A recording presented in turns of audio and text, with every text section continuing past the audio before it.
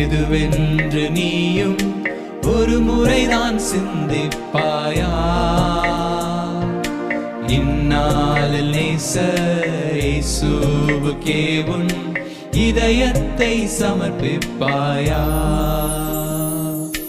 உன் வாழ்வின் இலக்கு எதுவென்று நீயும் ஒரு முறைதான் சிந்திப்பாயா? இந்நாளில் நேசர் இயேசுவுக்கே உன் இதயத்தை சமர்ப்பிப்பாயா? உன் தாயின் கருவில் உருவாகும் போதே அவர் கண்கள் உன்னை கண்டதே.